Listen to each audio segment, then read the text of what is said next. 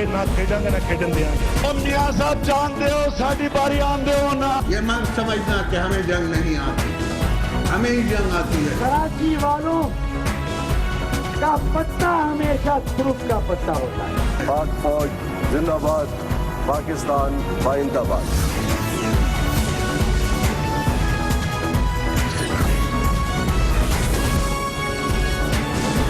آپ دیکھ رہے ہیں خبروں, تبصروں اور تجزیات پر مبنی پاکستان کا سب سے معتبر نیوز شو دنیا, کامران خان کے ساتھ. السلام علیکم, میں ہوں کامران خان. لگتا ہے متحدہ قومی موومنٹ اندرونی ارتعاش کا شکار ہے اور اس کی وجہ سے پارٹی کے اندر اس وقت صورتحال کافی زیادہ خراب ہے. تازہ ترین اطلاعات کے مطابق متحدہ قومی موومنٹ کی ایک بڑی تعداد میں تقریباً 200 سے زائد انتہائی اہم کارکنان نے پارٹی کو چھوڑا ہے اور پاک سرزمین پارٹی کو جوائن کر لیا ہے. اسی ارتعاش کی وجہ سے متحدہ قومی موومنٹ کے قائد جناب الطاف حسین کا جو رویہ ہوتا ہے, جو ان ایکسپیکٹڈ رویہ ہوتا ہے, وہ نظر بھی آیا ہے. اور کل دیر گئے انہوں نے پارٹی کے کارکنوں سے خطاب کرتے ہوئے پارٹی کے senior deputy convener Aamir Khan کو متحدہ قومی موومنٹ سے فارغ کر دیا ہے اور انہوں نے حکم جاری کیا ہے کہ عامر خان کو فوراً پارٹی سے نکال دیا جائے. اسی دوران انہوں نے پارٹی کے چند عام کارکنوں کو 4 کارکنوں کو رابطہ کمیٹی میں شامل کر لیا ہے.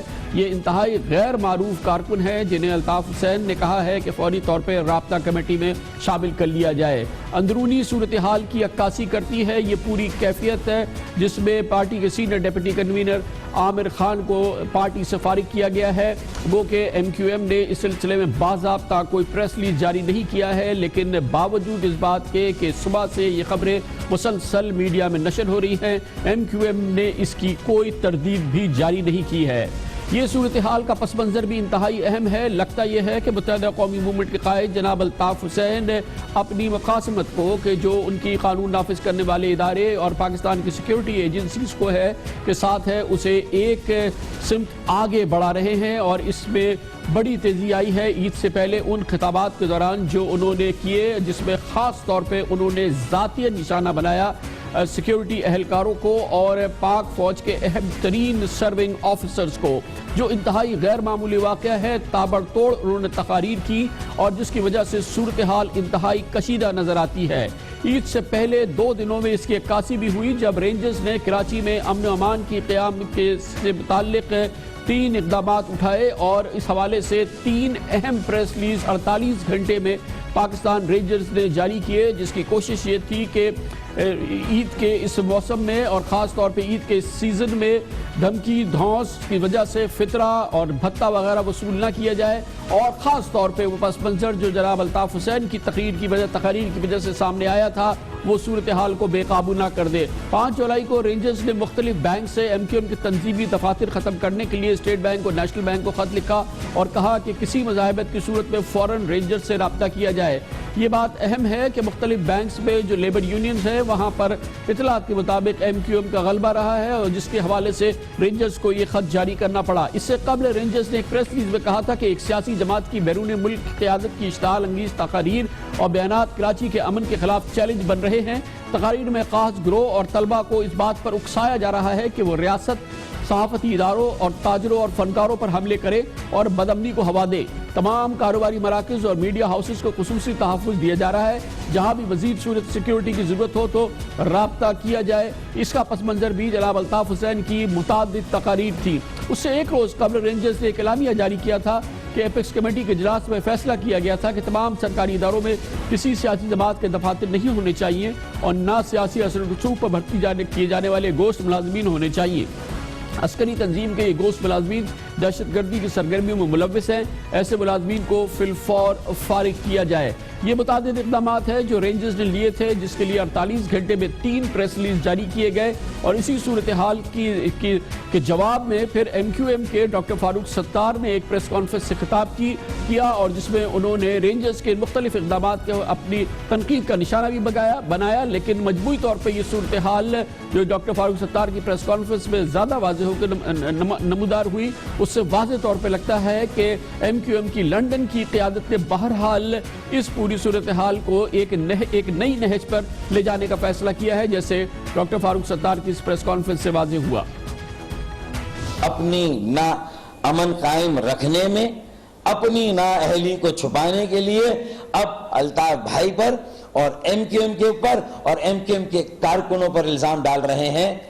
آپ ریاستی اداروں کی ساکھ کو خراب کر رہے ہیں، آپ ریاستی اداروں کی ساکھ کو متاثر کر رہے ہیں۔ میں جنرل راحیل شریف صاحب سے کہوں گا کہ ہم نے لاکھ کوشش کی کہ رینجرز کا ادارہ فریق نہ بنے، لیکن ایسا محسوس ہوتا ہے کہ رینجرز باقاعدہ ایک سیاسی جماعت بن کر ایسا محسوس ہو رہا ہے کہ رینجرز ایک فریق بن رہی ہے، بن گئی ہے۔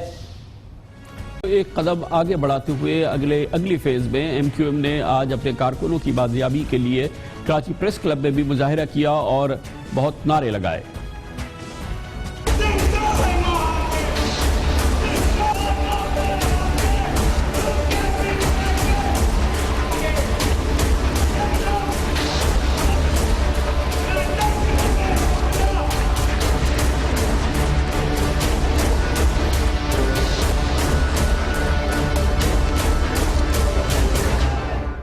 اس پورے پس منظر کی سب سے اہم پیش رفت یہ ہے کہ ایم کیو ایم کے ایک بڑی تعداد میں تقریباً 200 سے زائد انتہائی اہم تنظیمی عہدیدار، سیکٹر انچارجز، سیکٹر ممبرز اور 102 یونٹ انچارجز آج متحدہ قومی موومنٹ کو چھوڑ گئے۔ الطاف حسین کی پالیسی سے ناراض ہو کے انہوں نے سید مصطفیٰ کمال کی پاک سرزمین پارٹی میں شامل ہونے کا فیصلہ کیا ہے۔ یہ بہت اہم ڈیولپمنٹ ہے جو ہوئی ہے ایم کیو ایم کے حوالے سے، جس کی اطلاع آج پاک سرزمین پارٹی نے اپنی پریس کانفرنس میں دی، جہاں پاک سرزمین پارٹی کے کلیدی رہنما جناب انیس قائم خانی نے بتایا۔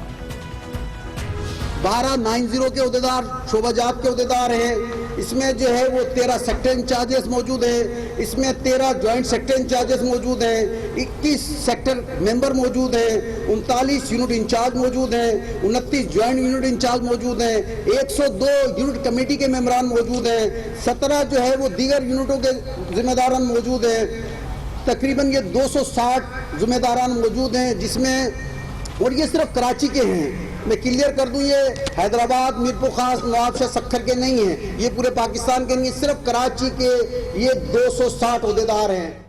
یہ ہے بہت اہم پیش رفت ایم کیو ایم کے حوالے سے۔ کہا جاتا ہے کہ یہ سب سے بڑا ایک بغاوت کا اثر ہے جو کہ نظر آیا ہے۔ اتنی بڑی تعداد میں انتہائی اہم تنظیمی کارکنوں کو ایم کیو ایم کو چھوڑ جانے کی اس سے پہلے کوئی اس انداز کی مثال نہیں ملتی۔ اس پورے ماحول میں کیا حکمت عملی ہے اس وقت ایم کیو ایم کی، لنڈن کی قیادت کی، اور یہ پورا پس منظر کیا ہے، اس کی تصویر کشی کی پاک سرزمین پارٹی کے سربراہ جناب سید مصطفیٰ کمال نے آج اپنی اسی پریس کانفرنس میں۔ وہ جرنیلوں کو گالیاں بک رہے ہیں، ڈی جی رینجرز کو، D G I S I کو، وہ جرنیلوں کو، پاکستان کے اسٹیبلشمنٹ کو گالیاں بک رہے ہیں۔ ان ساری باتوں کا ریفلیکشن جو ہے وہ کارکنان پہ ہے، اس عوام پہ ہے کہ لوگ اس کو ٹیگ کر رہے ہیں، اس کو کلب کر رہے ہیں ساری چیزوں کے ساتھ۔ وہ نادانی میں نہیں کر رہے، وہ چاہ رہے ہیں کہ جو لوگ پابند سلاسل ہیں، جو لوگ ان کے پاس ہیں اسٹیبلشمنٹ کے بعد، میں ایسی بات کروں کہ اسٹیبلشمنٹ ان کے اوپر ٹینک چڑھا دے، میں ایسی بات کروں کہ اس قوم کے اوپر جو ہے وہ دھاوا بول دیا جائے، میں ایسی بات کروں کہ اس قوم کے بچے کو مارنے کی بات کر دی جائے۔ یہ ہے وہ حکمت عملی، وہ مبینہ حکمت عملی جو جناب الطاف حسین اس وقت اپنائے ہوئے ہیں، جس کو بیان کیا سید مصطفیٰ کمال نے، پاک سرزمین پارٹی کے سربراہ نے۔ لیتے ہیں کمرشل بریک، اور اس کے بعد آج کا دن اس کی اہمیت اس لحاظ سے بھی ہے کہ وزیر اعظم جناب نواز شریف نے آج ایک بار پھر فعال انداز میں گو کہ مدھم اور بہت ہی آہستہ آہستہ وزارت عظمیٰ کی ذمہ داری سنبھال لی 48 دنوں کے وقفے کے بعد۔ لیکن وزیر اعظم جناب نواز شریف فی الحال لاہور میں جاتی عمرہ کی اپنی ذاتی رہائش گاہ پر ہی مقیم ہے۔ سب کچھ آپ کو بتاتے ہیں چھوٹے سے وقفے کے بعد۔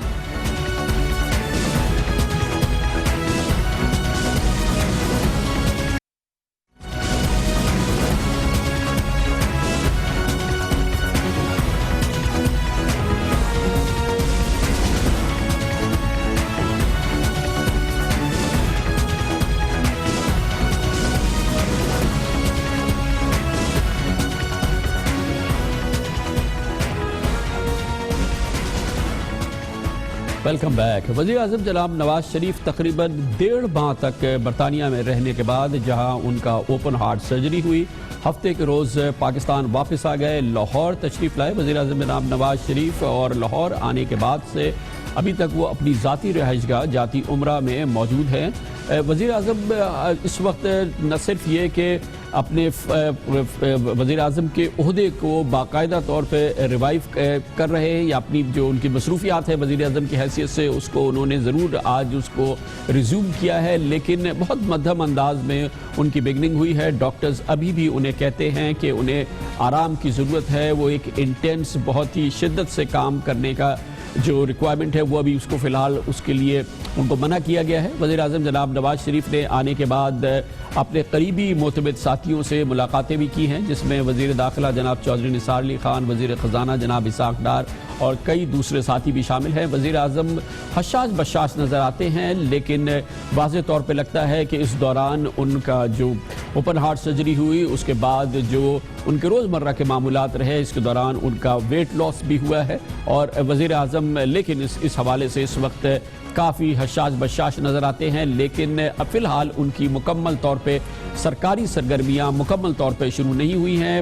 پہلی چیز یہ ہے کہ وزیر اعظم فی الحال دارالحکومت اسلام آباد نہیں جا رہے ہیں، لاہور ہی وہ قیام کریں گے، لیکن اس بارے میں حتمی اطلاعات نہیں ہے کہ مزید کتنے دن وزیر اعظم جناب نواز شریف لاہور میں قیام کریں گے۔ آج ان کی سرکاری جو مصروفیات تھی اس کی باقاعدہ مکمل تفصیل تو سامنے نہیں آئی ہے، لیکن یہ کہا گیا ہے کہ آج صبح انہوں نے کابینہ کے اپنے چند اراکین سے ملاقات کی ہے۔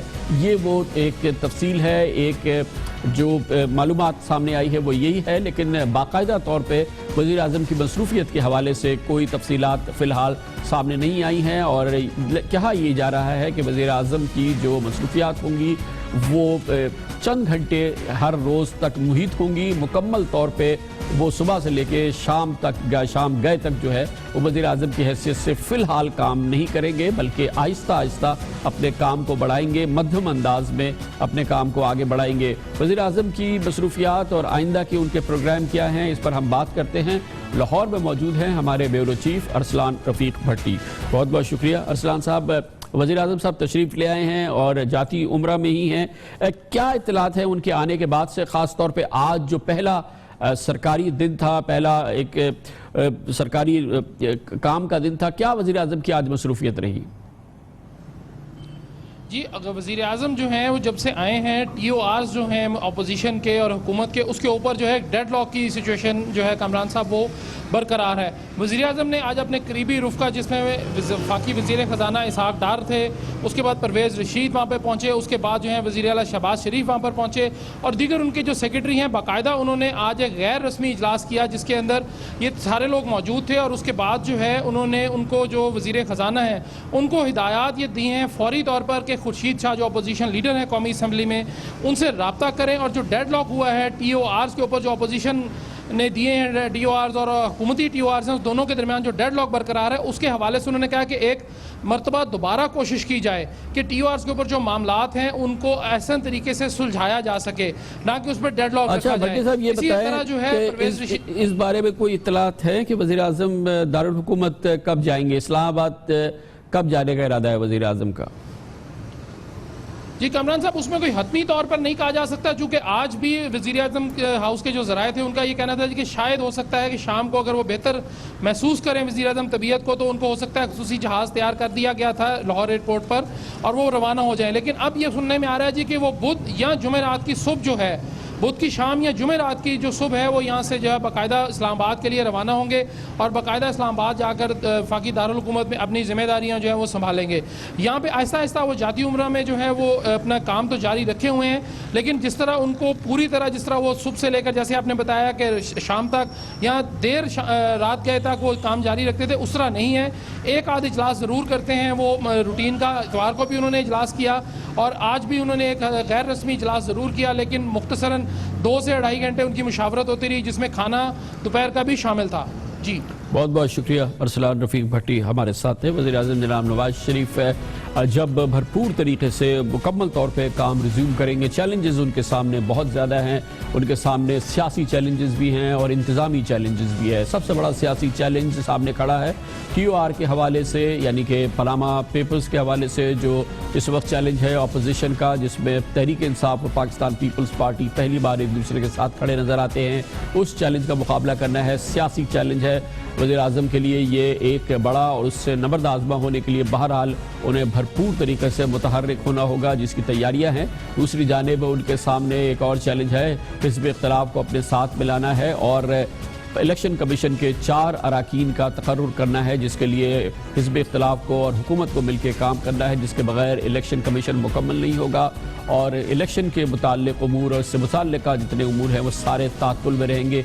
ये एक बड़ा चैलेंज है। इसके अलावा वज़ीर आज़म नवाज़ शरीफ को आइंदा चंद हफ्तों के दौरान बहरहाल इस बात का फ़ैसला करना है, हतमी फ़ैसला करना है कि वो chief of army staff general राहील शरीफ को उनकी मुद्दत मुलाज़मत में एक्सटेंशन देना चाहते हैं या नहीं देना चाहते।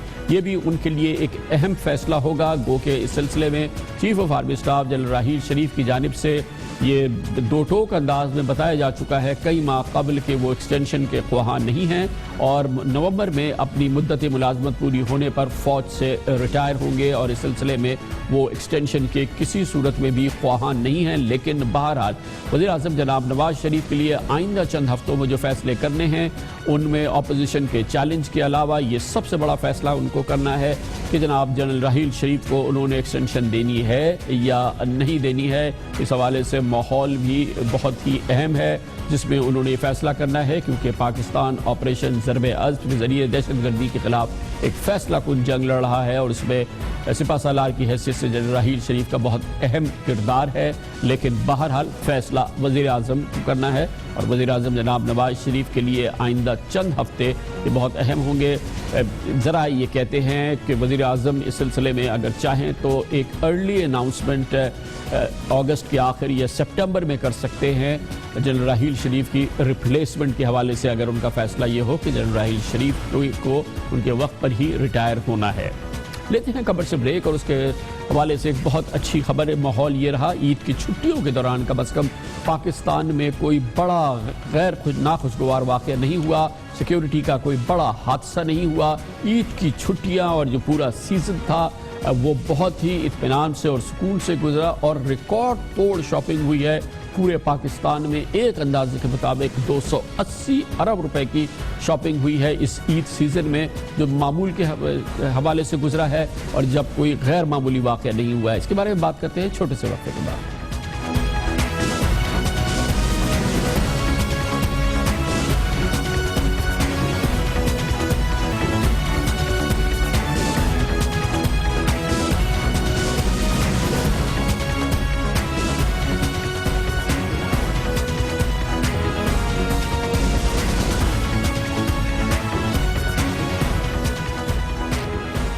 Welcome back. अवाम को बिलउमूम पाकिस्तान के न्यूज़ मीडिया से शिकायत रही है कि छोटी सी छोटी भी नाखुशगवार खबर या बुरी खबर बहुत बड़ी बना के पेश की जाती है, राई का पहाड़ बना दिया जाता है। अगर कोई बुरी बात हो या कोई बुरी खबर हो और अच्छी से अच्छी बड़ी से बड़ी खबर हो, चाहे जितनी भी अच्छी खबर हो, उसका बयान मीडिया में नज़र नहीं आता। लेकिन इस रिवायत के बरक्स हम आपको बताना चाहते हैं बहुत अच्छा माहौल रहा ईद की छुट्टियों के दौरान। गो के अफवाहें फैलाई गई थी भरपूर तरीके से, बेबुनियाद भी और शायद बुनियाद वाली भी अफवाहें फैलाई गई थी कि ईद की छुट्टियों के दौरान या ईद की छुट्टियों से पहले, ख़ास तौर पर चंद रोज़ पहले दहशतगर्दी के बड़े वाक़यात हो सकते हैं। पाकिस्तान के तमाम बड़े शहरों में सिक्योरिटी अलर्ट था, रेड अलर्ट था और सिक्योरिटी एजेंसीज़ को 24 घंटे चौकन्ना रखा गया था। दहशतगर्द कार्रवाई कर सकते थे, मुल्क दुश्मन अनासिर कार्रवाई कर सकते थे। इससे पहले ईद के पूरे सीज़न से पहले, इस शॉपिंग के सीज़न से पहले 2 बड़े नाखुशगवार वाक़यात कराची में हुए थे, जिसमें मशहूर कव्वाल जनाब अमजद साबरी को कत्ल किया गया था और chief justice Sindh high court जनाब सज्जाद अली शाह के बेटे बैरिस्टर उवैस अली शाह को अगवा कर लिया गया था। वो कि दोनों वाक़यात, दोनों केसेस अभी तक अनरिजॉल्व्ड हैं या इनके बारे में पुलिस के पास कोई ठोस ब्रेक थ्रू नहीं है। लेकिन बहरहाल जब آخری اشرہ آیا اور اس کے ساتھ ہی جب عید کی شاپنگ کا زمانہ شروع ہوا، کوئی بڑا ناخوشگوار واقعہ پاکستان کے کسی بڑے شہر میں نہیں ہوا، اور شاپنگ کے حوالے سے لوگوں نے بھرپور طریقے سے 22 کروڑ عوام نے باہر نکلے اور انہوں نے اس انداز کی شاپنگ کی جو پاکستان کی تاریخ میں اس سے پہلے دیکھنے میں نہیں آئی ہے۔ ایک اندازے کے مطابق مختلف تجارتی انجمنوں نے جو اندازہ لگایا ہے 280 ارب روپے کی شاپنگ کی ہے پاکستانیوں نے عید کے اس موقع پر، اور اس موقع کی سب سے اچھا یہ ہے کہ اس دوران نہ ہی کوئی بھتہ خوری کی اطلاعات آ رہی تھی، نہ ہی کوئی زبردستی فطرہ یا زکوٰۃ لینے کی باتیں تھیں، اور بھرپور ماحول تھا اس حوالے سے۔ اور اس کا سب سے بڑا کریڈٹ بہرحال آپریشن ضرب عضب کو جاتا ہے، جس کے نتیجے میں دہشت گردوں کے خلاف پورے پاکستان میں پچھلے 2 سال میں کارروائی کی گئی ہے، جس کی وجہ سے بالکل صاف یہ لگتا ہے کہ ملک میں دہشت گردوں کی بے کنی کے حوالے سے بہت بڑی کامیابی حاصل ہوئی ہے۔ سیکیورٹی ماحول پہلے کے مقابلے میں کہیں زیادہ بہتر ہوا ہے، جس کی بھرپور عکاسی عید کے اس سیزن میں ہوئی، اور خاص طور پہ جب کوئی بڑا ناخوشگوار واقعہ نہیں ہوا، دکانداروں نے اور شہریوں نے سب نے اس عید کو بھرپور طریقے سے انجوائے کیا۔ خاص طور پہ اس ریکارڈ توڑ شاپنگ کو تو دکانداروں نے بہت انجوائے کیا۔ حالات بہتر ہونے کی وجہ سے لوگوں نے مارکیٹوں کا رخ کیا ہے بڑی تعداد میں۔ پچھلے سال بھی ہم نے سیزن گزارا ہے، اس سال بھی ہم نے سیزن گزارا ہے، لیکن پچھلے سال سے اچھا رہا ہے ہمارے نسبتاً۔ ہر سال آپ سیزن کو اٹھا کے دیکھ لیں، اس پٹی کے اوپر مطلب کچھ نہ کچھ آئے دن ہو رہا ہوتا تھا نا، اس بار صرف ایک کا دکا کچھ ہوا ہے تو وہ بھی مطلب معاملہ جو ہے سارٹ آؤٹ ہوا ہے۔ حالات صحیح تھے تو اس کی وجہ سے کاروبار صحیح تھا نا، لوگ آ رہے تھے، سب چیزیں لے رہے تھے، جا رہے تھے۔ امن کی وجہ سے جتنا رش ہوا ہے نا، بہت رش ہوا ہے اس سال، پچھلے سال سے اس سال بہت کام تھا، بہت رش تھی طارق روڈ میں۔ کاروبار اس سال اچھا تھا، جو اس حالات کی وجہ سے نا کاروبار صحیح تھا اس سال۔ امن و امان تھا، ہڑتالیں نہیں ہوئی ہے، کچھ بھی نہیں ہوا ہے، اور نہ کا ہنگامہ رائی ہوئی ہے، اور عوام اور پبلک ایسی ٹوٹ کے پڑی ہے خریداری کے لیے جیسے فری میں بٹ رہا ہو۔ اسی دوران عوام کا اعتماد اور خاص طور پہ سیکیورٹی ماحول پہ سیکیورٹی اداروں کے اعتماد کی عکاسی ہوئی جب مولانا عبدالستار عیدی اللہ کو پیارے ہوئے، لیکن اس نے پوری قوم کو متحد کیا۔ کراچی میں جمع ہوئی پوری عسکری قیادت اور سول اور سیاسی قیادت، اور نیشنل اسٹیڈیم میں ان کی نماز جنازہ ادا کی گئی۔ یہ بہت بڑا سیکیورٹی رسک تھا کیونکہ پاکستان کی تینوں افواج کے سربراہان اس موقع پہ موجود تھے، صدر پاکستان یہاں موجود تھے، چیف منسٹرز تھے، اور دوسرے بہت اہم سول اور ملٹری حکام اس موقع پہ موجود تھے۔ ظاہر ہے کہ یہ ایک عوامی اجتماع تھا، لیکن سیکیورٹی اداروں کو مکمل اعتماد تھا کہ اس حوالے سے وہ سیکیورٹی اور اس حوالے سے کوئی بھی رسک جو ہے وہ ان کے قابو میں ہے، اور اسی لیے اس کی بھرپور عکاسی ہوئی۔ کراچی میں مولانا عبدالستار عیدی کی نماز جنازہ تاریخی انداز میں ادا کی گئی۔ پاکستان کی تمام تینوں ملٹری سروسز کے سربراہان نے اس میں شرکت کی، صدر پاکستان سمیت وزرائے اعلیٰ نے اس میں شرکت کی، اور یہ بھی بہت ہی اطمینان سے پورا مرحلہ جو ہوا مکمل ہوا، جس طرح سے پورا عید کا زمانہ جو ہے وہ بغیر کسی ناخوشگوار واقعے کے ہوا۔ الحمدللہ یہ ایک بڑی ڈیولپمنٹ ہے، اور اس کا کریڈٹ بہرحال آپریشن ضرب عضب کو جاتا ہے۔ کمرشل بریک، اس دوران آپ نیوز ہیڈ لائنز بھی دیکھیں گے، جس کے بعد ہم واپس آتے ہیں اور آپ سے شیئر کریں گے آج کی دوسری اہم خبریں، اس کے ساتھ منسلکہ تجزیات اور تبصرات۔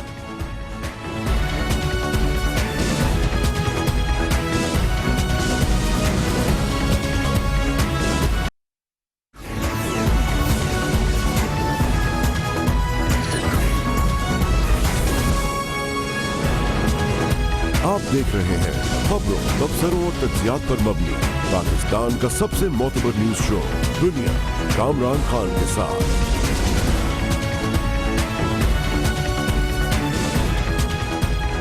Welcome back. سندھ میں کرپشن کی بے پناہ کہانیاں، غضب کہانیاں اس پروگرام میں مسلسل ہم آپ کے پاس پہنچاتے رہے ہیں۔ شاید ہی کوئی ہفتہ ہو جس میں سندھ میں ہونے والی سندھ حکومت میں جاری کرپشن کی کوئی کہانی آپ تک نہ پہنچے، لیکن کہانیاں بھی ایسی ہیں جس کا کوئی انجام نظر نہیں آتا۔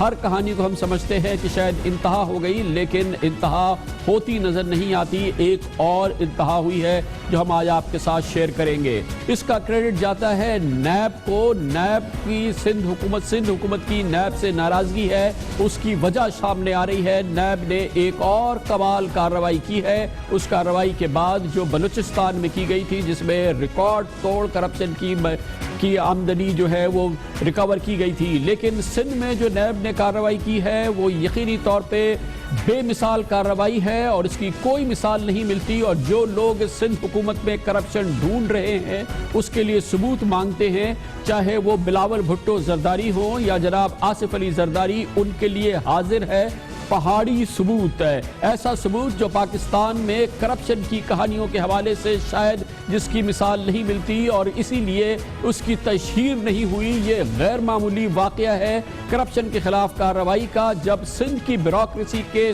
70 افسران نے، جی ہاں 70 افسران نے ایک قلیل مدت کے دوران نیب کے سامنے کرپشن کا باقاعدہ اعتراف کیا ہے۔ سندھ حکومت کے 70 افسران نے مختلف کیسز میں کرپشن کا باقاعدہ اعتراف کیا ہے، اور نیب کو 21 کروڑ 34 لاکھ روپے رضاکارانہ طور پر پلی بارگین کر کے واپس کیے ہیں۔ 21 کروڑ 74 لاکھ روپے سندھ حکومت کے 70 افسران نے مختلف کیسز میں کرپشن کو قبول کرتے ہوئے واپس کیے ہیں۔ ان میں 50 کا تعلق محکمہ بلدیات سے ہے، جس میں کثیر کا تعلق کراچی کے محکمہ بلدیات سے ہے، 8 کا تعلق محکمہ آبیاشی سے، 12 کا تعلق ورکس اینڈ سروسز سے اور محکمہ خوراک سے ہے، جبکہ ان سے وابستہ 12 ٹھیکیدار بھی شامل ہیں جنہوں نے کرپشن کا اعتراف کیا ہے۔ پاکستان میں کرپشن کے خلاف اس مربوط کارروائی کی، خاص طور پر نیب کی جانب سے کارروائی کی، ایسی کوئی مثال نہیں ملتی ہے۔ زبردست کارروائی کی ہے جس کے ذریعے نامزد سرکاری ملازمین نے نیب کے قوانین کے تحت پلی بارگین کی ہے۔ اور ایک اور بہت اہم واقعہ ہوا، یہ رقم باقاعدہ حکومت سندھ کو نیب نے واپس کی ہے، اور اس کے لیے گورنر ہاؤس میں ایک بڑی تقریب ہوئی، 3 جون کو یہ تقریب ہوئی۔ میڈیا میں آپ کو اس کی اطلاع نہیں ملی، اس کی فوٹیج آپ کے سامنے نہیں آئی۔ یہ غیر معمولی تاریخی واقعہ تھا جب نیب کی جانب سے 21 کروڑ 34 لاکھ روپے کے 5 چیک واپس کیے گئے حکومت سندھ کو۔ اس کے 70 افسران کی کرپشن کا ثبوت ان کو واپس کیا گیا، مگر دلچسپ بات یہ ہے کہ یہ چیک وصول کرنے تھے سندھ کے چیف سیکرٹری صدیق میمن کو، لیکن وہ وصول کرنے نہیں آئے کیونکہ وہ خود نیب کے کیس میں زیر تفتیش ہیں، وہ نیب کے ایک ملزم ہیں، ضمانت قبلت گرفتاری پر ہیں سندھ کے چیف سیکرٹری، اس لیے انہوں نے اپنی جگہ صوبائی سیکرٹری جنرل ایڈمنسٹریشن ساجد جمال ابڑو کو بھیجا، جنہوں نے حکومت سندھ کی جانب سے نیب سے اس کے افسران کی، یعنی حکومت سندھ کے افسران کے 70 افسران کی مانی ہوئی کرپشن کی رقم واپس حاصل کی ہے۔ یہ انتہائی غیر معمولی واقعہ ہے جس کی فوٹیج آپ نے دیکھی۔ اس میں گریڈ 19 تک کے سرکاری افسران، ٹاؤن میونسپل ایڈمنسٹریٹرز، مختار کار، ایگزیکٹو انجینئرز، فوڈ انسپیکٹرز وغیرہ شامل ہیں، جبکہ ان کے محکموں کے دیگر اعلیٰ آفیسرز اور سیکرٹری سطح کے افسران پہلے ہی ضمانت قبلت گرفتاری کرا چکے ہیں۔ وہ فہرست علیحدہ ہے، وہ اعلیٰ افسران کی فہرست علیحدہ ہے جنہوں نے کہ ضمانت قبلت گرفتاری کرائی ہے یا کورٹ سے اسٹے آرڈر لے لیا ہے، مگر وہ حکومت سندھ میں کام کر رہے ہیں۔ اور ایک اور آپ کو بہت ہی دلچسپ اور انتہا کرپشن کی کہانی کے ایک اور باب آپ کے سامنے پیش کریں۔ بلاول بھٹو زرداری اس وقت قومی سطح پر کرپشن کے خلاف کیمپین چلا رہے ہیں، اور یہ حکومت سندھ کا حال ہے جہاں 8واں سال ہے حکومت سندھ میں پاکستان پیپلز پارٹی کی حکومت کا۔ اور اس کی ایک اور دلچسپ باب یہ ہے کہ پلی بارگین کرنے والے ان 70 افسران نے جنہوں نے نیب کے سامنے اپنی کرپشن کا اعتراف کیا، رقوم واپس کی، اور ان کی تمام فہرست جو ہے وہ نیب کی جانب سے حکومت سندھ کی جانب سے کے پاس موجود ہے، کس محکمے کے افسر نے کس اور ٹھیکیدار نے پلی بارگین میں کتنی رقم نیب کو واپس کی ہے، کتنی کرپشن اس نے اپنی جو ہے اس نے اس کا اعتراف کیا ہے۔ مگر دلچسپ بات یہ ہے کہ یہ تمام کے تمام تقریباً تمام افسران واپس حکومت سندھ میں اپنی پوسٹ پر واپس آ چکے ہیں، اسی انداز کی کارروائی کر رہے ہیں۔ حکومت سندھ نے ان لوگوں کے خلاف کارروائی نہیں کی جو نیب کو کرپشن کی رقم واپس کر کے آئے ہیں، شاید اس وجہ سے نہیں کی کہ نیب نے وہ رقم ان سے وصول کر کے حکومت سندھ کو واپس کر دی، اور حکومت سندھ نے ان تمام افسران کو ان کی جگہوں پہ دوبارہ ان کرپٹ لوگوں نے جنہوں نے 70 کی تعداد میں صرف ایک معاملے کے صرف 70 افسران نے پچھلے چند سال کی کرپشن کو ایکسپٹ کرتے ہوئے نیب کے سامنے یہ اعتراف کیا ہے۔ اس کے علاوہ اعلیٰ افسران الگ ہے، دوسرے کیسز کرپشن کے علیحدہ ہیں، یہ کیسز اس کے علاوہ ہے، مگر یہ تمام لوگ حکومت سندھ میں واپس آ چکے ہیں اور اپنی کارروائی کر رہے ہیں۔ اسی لیے ہم کہتے ہیں کہ یہ انتہا کرپشن کی، سندھ میں جاری انتہا کرپشن کی یہ ایک ایسی کہانی ہے جو شاید جس کی کوئی مثال نہیں ملتی۔ بلاول بھٹو زرداری جو کہ کرپشن کے خلاف جھنڈا اٹھائے ہوئے ہیں، اگر وہ چاہیں تو سندھ کا رخ کر لے، اور ان کے پاس یہاں پر سندھ میں کرپشن کے خلاف جہاد کے لیے بہت سامان موجود ہے، بہت سا مٹیریل یہاں موجود ہے، اور یہ ایک واقعہ جو بھی ہم نے آپ کے سامنے پیش کیا اس کی بھرپور مثال ہے کہ سندھ حکومت میں کرپشن کی انتہا اس وقت کس انتہا کو پہنچ چکی ہے۔ اس کی مزید تفصیلات حاصل کرتے ہیں، ہمارے ساتھ موجود ہیں ہمارے نمائندے خصوصی اختیار کوکر۔ بہت بہت شکریہ اختیار کوکر صاحب، یہ جو خبر آپ نے ڈیگ آؤٹ کی ہے، کیا کیا الزامات ہیں ان افسران پر؟ ظاہر ہے کہ کرپشن کے الزامات ہیں، مگر کس نوعیت کے یہ الزامات ہیں جو ان آفیشلز پر لگے، انہوں نے اعتراف کیا اور پھر لوٹی ہوئی رقم واپس کی؟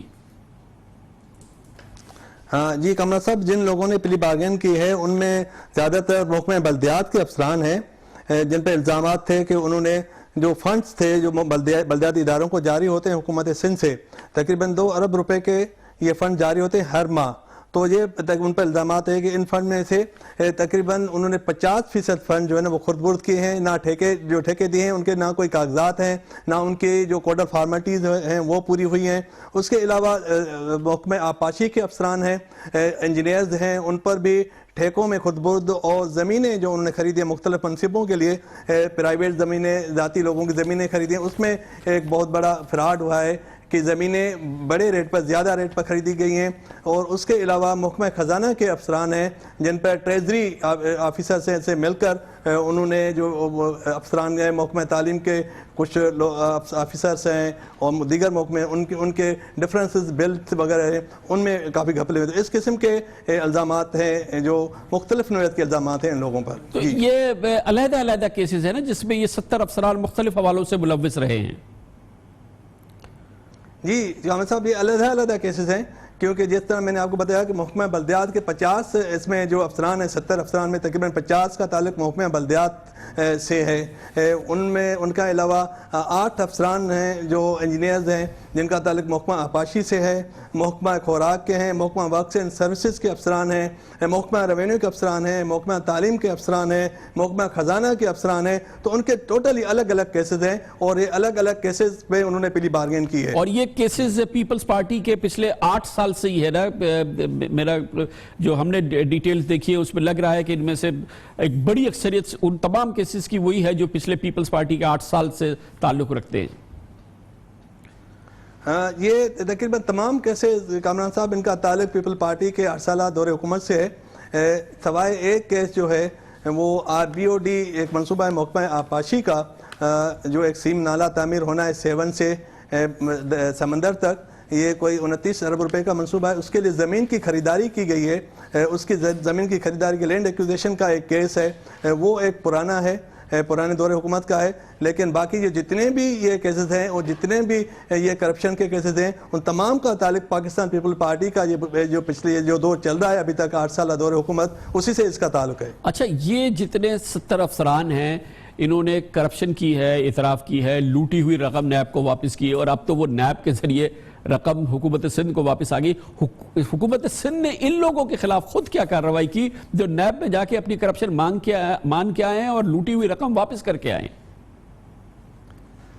ہاں دیکھیں جی، یہ حکومت سندھ کو ویسے تو قاعدہ قانون یہ ہے کہ اگر کسی پر کوئی الزام ثابت ہو جائے تو حکومت سندھ کے اپنے قواعد ہیں جس میں ریموول فرام سروس آرڈیننس کے تحت کارروائی ہونی چاہیے، اور اس کے علاوہ سندھ سول سرونٹس رولز ہیں، APT رولز ہیں، اس کے تحت بھی کارروائی ہونی چاہیے۔ یہ تو افسران وہ ہیں جنہوں نے اعتراف کیا ہے، انہیں اور پیسے دے کر آئے ہیں اور اعتراف کیا ہے کرپشن کا، بڑے پیمانے پر کروڑوں روپے کرپشن کی خرد برد کا اعتراف کیا ہے۔ کارروائی تو کوئی نہیں ہوئی، لیکن ان تمام افسران کو دوبارہ ان سے زیادہ اہم عہدوں پہ رکھا گیا ہے۔ جیسے میں آپ کو مثال دوں کہ محکمہ بلدیات کے جن TMOs اور چیف آفیسرز نے پلی بارگین کی ہے، ان کے خلاف کارروائی نہیں، وہ تمام کے تمام لوگ ابھی بھی مختلف ٹاؤن کمیٹیز میں، میونسپل کمیٹیز میں، میونسپل کارپوریشنز میں لگے ہوئے ہیں۔ اور اس کے علاوہ اب دیکھیں محکمہ اطلاعات کا ایک بہت بڑا کیس تھا جس میں ایک ایڈورٹائزنگ کمپنی کے ٹھیکیدار نے 8 کروڑ روپے کی پلی بارگین کی ہے. محکمہ اطلاعات نے اس کے خلاف کارروائی کرنے بجائے اسی ٹھیکیدار کو یہ ایف ایم ریڈیو میں ایک جعلی اشتہارات کی ایک مہم چلی تھی, انہیں اعتراف کیا کہ یہ جعلی اشتہارات کی مہم تھی, وہ 8 کروڑ روپے کی پلی بارگین کر کے آیا, لیکن محکمہ اطلاعات نے اس کے خلاف کارروائی کرنے کے بجائے یا اس ٹھیکیدار کو بلیک لسٹ کرنے کے بجائے دوبارہ مزید کروڑ روپے کے اشتہارات اسی کمپنی کو دے دیے ہیں. ستم کی بھی کوئی انتہا ہے. مگر یہ اچھا یہ بتائیے, اس کے علاوہ بڑے بڑے جو میگا کرپشن کیسز حکومت سندھ کے ہیں اور دوسرے بڑے کرپشن کیسز ہیں, وہ ان جو 70 لوگ جو انوالو تھے اس کے علیحدہ کیسز بھی ہیں نا جو نیب انویسٹیگیٹ کر رہی ہے اس وقت حکومت سندھ کے؟ جی کامل صاحب, سندھ حکومت کے بے انتہا کیسز ہیں اور بڑے بڑے افسران ہیں جن کے خلاف, اور اس کے علاوہ سیاستدان ہیں, یہ کیسز چل رہے ہیں جن میں جو خاص طور پہ کیسز ہیں, جیسے چیف سیکرٹری سندھ ہے اس کے خلاف زمینوں کی غیر قانونی الاٹمنٹ کا کیس چل رہا ہے. سابق صوبائی وزیر شرجیل انعام میمن, ذوالفقار شالوانی سابق سیکرٹری اطلاعات, اور نور محمد لگاری جو اس وقت کراچی بلڈنگ کنٹرول اتھارٹی کے کنٹرولر ہیں, وہ اس وقت سیکرٹری اطلاعات ہیں, ان کے خلاف کوئی 5 سے 6 ارب روپے کے 3 کیسز محکمہ اطلاعات کے چل رہے ہیں. اس کے علاوہ محکمہ آبپاشی کے سیکرٹری ہیں ظہیر حیدر شاہ, انہوں نے بھی ضمانت قرار کی ہے نیب کیس میں. تو محکمہ آبپاشی کے ایک تو RBOD کا منصوبہ ہے 29 ارب روپے کا, ایک دوسرا بڑا منصوبہ ہے محکمہ آبپاشی کا, ایک سیم نالا نکلنا ہے میرپور خاص سے تھر کے کوئلے کے کانوں کے لیے, یہ 9 ارب روپے کا منصوبہ تھا, 30 ارب روپے پہ جا کے پہنچا, وہ ہے. اس کے علاوہ سابق نگران وزیر زاہد قربان LV جو سندھ لینڈ کمیٹی کے چیئرمین ہیں, اور اس کے علاوہ سابق ایڈمنسٹر KMC ثاقب سمرو, شاجر شمعون سابق senior member board of revenue, Manzoor Kaka Sindh building control authority کے سابق چیئرمین MD وہ ہیں. اور اس کے علاوہ اس وقت جو افسران بیٹھے ہوئے ہیں, غلام مصطفیٰ فل ہے وہ اس وقت سیکرٹری کوآپریشن ہے, اس پر زمینوں کی غیر قانونی الاٹمنٹ کا کیس ہے. اور صوبائی محسب کے سیکرٹری ہیں ہاشم رضا زیدی, انہوں نے بھی ضمانت کرا رکھی ہے, ان کے خلاف بھی تحقیقات ہو رہی ہے.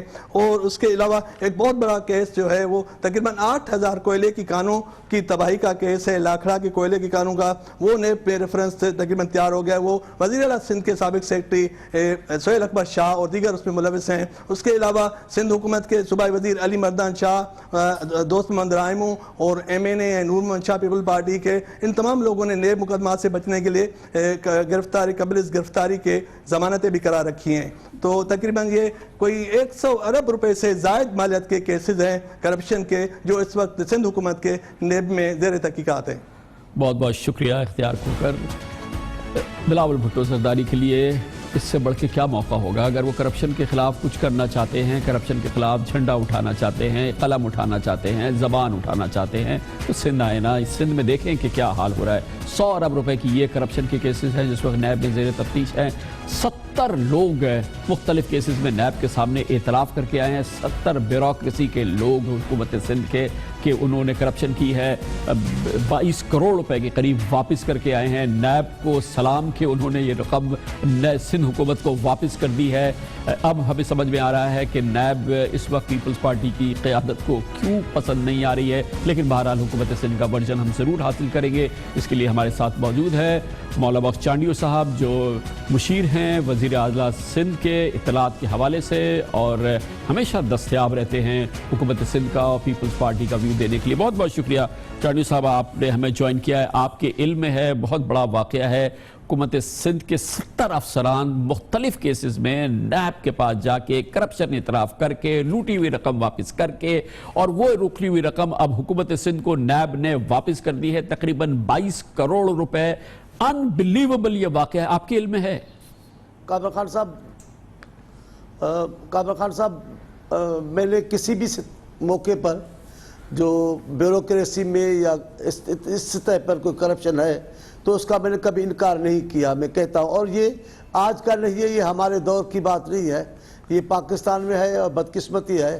کئی اداروں ہونے کے باوجود بھی ہم مکمل طور پہ اس کا سدباب نہیں کر سکے. تو یہ ہے میرے علم میں تو ہے کہ بیوروکریسی میں ایسے کئی لوگ ہیں جو کرپشن کرتے ہیں, اسے میں انکار نہیں کر سکتا.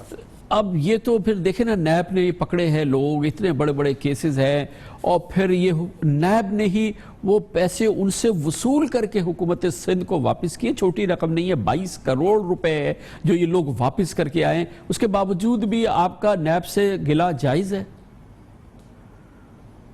میں احتساب کے جو سسٹم ہے اس پہ اعتراض ہو سکتا ہے، جو طریقہ کار ہے اس پہ اعتراض ہو سکتا ہے، لیکن احتساب ہونے اور کرنے پہ بالکل اعتراض نہیں ہے. لہٰذا یہ جو کرپشن ہے اس کے خلاف تو ہونا چاہیے اور اس میں کوئی قباحت نہیں ہے.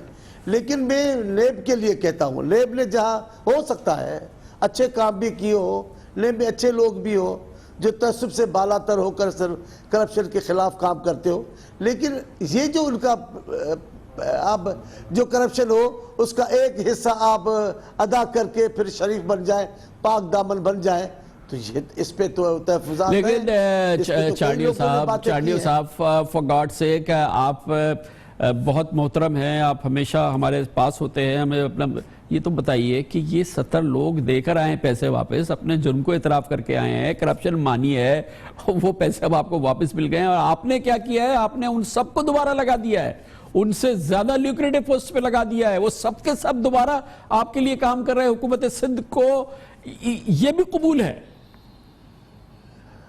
میرے خیال میں کہہ رہا ہوں کہ جو لوگ تسلیم کریں اور قبول کریں کرپشن، ان پر تو ایکشن ہونا چاہیے. لیکن میں کہہ رہا ہوں جب نیب نے قانون ایسا بنایا، نیب کا طریقہ کار ہی ایسا مقرر ہوا ہے کہ آپ پیسے دے کر باقی اچھے ہو جائیں، تو اس پر گرفت کیسے ہوگی آپ کی؟ یہ قانون ختم کریں، یہ طریقہ کار ختم کریں. نیب کے قانون میں بھی اصلاح لائے، بہتری لائے کہ جو تسلیم کرے اس پر ایکشن اٹھائے. جب آپ معافی کے دروازے کھولیں گے کچھ پیسے لے کر، تو پھر تو یہ دروازے ہر جگہ کھل جائیں گے. ویسے میں اصولی طور پر حامی ہوں اس بات کا، جن لوگوں نے تسلیم کیا ہے کرپشن کا ان کو نہیں ملنی چاہیے پوسٹنگ، ان کو عہدے پر نہیں رکھنا چاہیے. اس کے علاوہ بھی چاڑیو صاحب بہت سارے لوگ جن پہ بڑے سیریس چارجز ہیں، زیر تفتیش ہیں، اور ان پہ سیریس انویسٹیگیشن میں ہیں نیب میں، انہوں نے خود بیل بیفور اریسٹ بھی کرائی ہے، وہ بھی بہت ہی امپورٹنٹ پوزیشن پہ حکومت سندھ میں کام کر رہے ہیں. کیسے آپ ایکسپیکٹ کر رہے ہیں کہ آپ ایک بہتر گورنمنٹ دے سکیں گے؟ کلین گورنمنٹ تو بہت دور کی بات ہے. خان صاحب یہ سندھ کے سارے افسروں کو ٹیڑھا میڑھا تو میں نہیں کہہ سکتا. سندھ کے خلاف تو ایک فضا بنائی گئی ہے. میں پھر کہہ رہا ہوں، کیا سارے ادھر ہی ہے کرپٹ، باقی جگہ فرشتے ہیں؟ اب یہ جو پیسے نکلے بلوچستان میں اس کا تذکرہ اگر یہ نہیں پکڑا جاتا ہمارا سیکرٹری صاحب، تو وہاں بھی یہ بھی فرشتہ تھا. اب اگر نیب نے، ایف آئی اے نے اور اداروں نے پنجاب میں تحقیقات نہیں کی، تو آپ کا کیا خیال ہے پنجاب میں سارے فرشتے ہوں گے، پختونخوا میں سارے فرشتے ہوں گے؟ ایسا نہیں ہے. ہمارے یہاں پکڑ دکڑ زیادہ تھی ایک خاص مقصد کے لیے، ایک خاص حکومت، ایک خاص پارٹی کو خراب کرنے کے لیے. اس پر ہمیں اعتراض ہوا، اور اس ساری مہم کا تاثر یہی تھا کہ یہ ایک حکومت کے خلاف، یہ ایک پارٹی کے خلاف ہے. اگر یہ نہیں ہو تو کوئی اس پہ اعتراض نہیں ہے. کرپشن کے خلاف ہونا چاہیے. صوبے میں ادارے ہیں، ان کا احتساب ہونا چاہیے، وہ کیوں نہیں کرتے؟ ان کو بھی کام کرنا چاہیے. اتنی باقی ایسا کون سا آدمی ہے جو اس ماحول میں، اس ملک میں کرپشن کی حمایت کرے گا؟ لیکن ایک صوبے پہ چھاپ بٹھا دینا، اس سے اعتراض ہے، اس سے اختلاف رہے گا. مجھے بہت بہت شکریہ جناب مولا بخش چانڈیو، حکومت سندھ کے مشیر اطلاعات ہمارے ساتھ موجود تھے. یہ غضب کرپشن کی نہیں، انتہا کرپشن کی انتہا کہانی تھی جو ہم نے ابھی آپ کے ساتھ شیئر کی. لیکن کمرشل بریک کے بعد ہم ذکر کریں گے فرشتوں کا، اور وہ فرشتہ جو ہمارے ساتھ زندہ بھی تھا، اب اللہ نے اٹھا لیا، عبدالستار ایدھی. اس فرشتے کے بارے میں بات کریں گے. ایک وہ فرشتہ صفت شخص جو کہ بالکل مولانا عبدالستار ایدھی کی طرح سے سیلف لیس اور خدمت کی ایک اعلیٰ ترین مثال ہے. عبدالستار ایدھی کے بارے میں بات کریں گے ڈاکٹر ادیب الحسن رضوی سے چھوٹے سے وقفے کے بعد.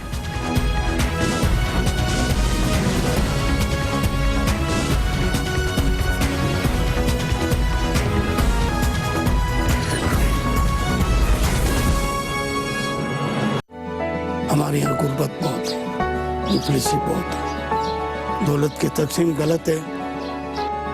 48 سال میں نے ملک چلائی، لاورسوں کو اٹھانا، اسپتال میں چھوڑنا اور اسپتال سے گھر چھوڑنا. میں نے فٹ پاتھ پہ کھڑا رہ کر بھیک مانگی، تھوڑی ملی لیکن ٹھیک ملی. میں کبھی سچی طور پہ چندہ مانگنے کسی کے پاس نہیں گیا. ایمانداری سے جو بھی کام کرتے کریں. پاکستانی جیسی قوم دنیا میں کوئی نہیں. پاکستانی تو تھے تقریباً 22 کروڑ، لیکن عبدالستار ایدھی ایک ہی تھے.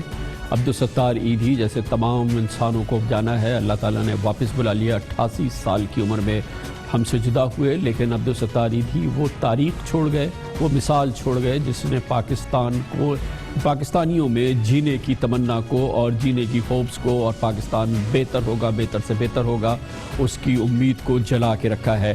جناب عبدالستار ایدھی وہ شخصیت ہیں جنہوں نے پاکستان میں چیریٹی کی ابتدا کی، چیریٹی کیسے کی جاتی ہے اس کی مثال قائم کی، اور غریبوں کی بے لوث خدمت کیسے کی جاتی ہے، کس انداز سے کرنی چاہیے اس کی ابتدا کی۔ اور آج پاکستان میں جو چیریٹی کے ادارے نظر آتے ہیں، شاید ہی کوئی ادارہ ہے جو براہ راست متاثر نہیں ہوا جناب عبدالستار ایدھی اور ان کے کام سے۔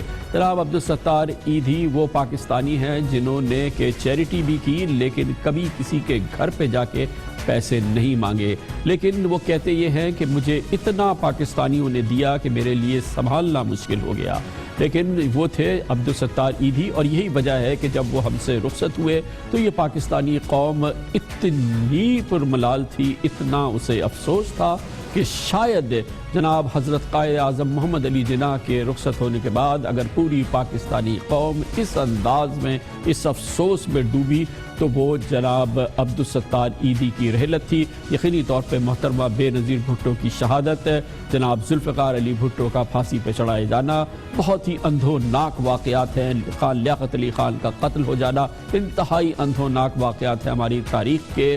بہت بڑی تعداد میں پاکستانی مغموم بھی ہوئے تھے، افسوس بھی ہوئے تھے، لیکن پورے پاکستان کو جس شخص نے غم میں ڈبو دیا وہ جناب عبدالستار ایدھی کی رحلت تھی، اور اس رحلت نے پورے پاکستان کو متحد بھی کر دیا، غم میں بھی ڈبو دیا اور پورا پاکستان متحد ہو گیا عبدالستار ایدھی کو یاد کرنے کے لیے، اور اس بات کا کم از کم وعدہ کرنے کے لیے کہ وہ عبدالستار ایدھی کی اس مثال کو قائم رکھیں گے۔ بہت کم پاکستانی ہیں جو جناب عبدالستار ایدھی کے ہم پلہ ہو سکتے ہیں یا وہ ایسی مثال ہو سکتے ہیں جو جناب عبدالستار ایدھی نے خود قائم کی، لیکن چند پاکستانی ضرور ایسے ہیں جو اسی بے لوث خدمت کی کے عکاس ہیں، اسی بے لوث خدمت کی مثال ہیں، وہ جنہوں نے اپنی زندگی اپنا رواں غریبوں کی خدمت کے لیے صرف کر دیا، جیسے کہ جناب عبدالستار ایدھی نے کیا۔ ان میں سے ایک ہے Sindh institute of urology and transplantation کے ڈائریکٹر ڈاکٹر ادیب الحسن رضوی،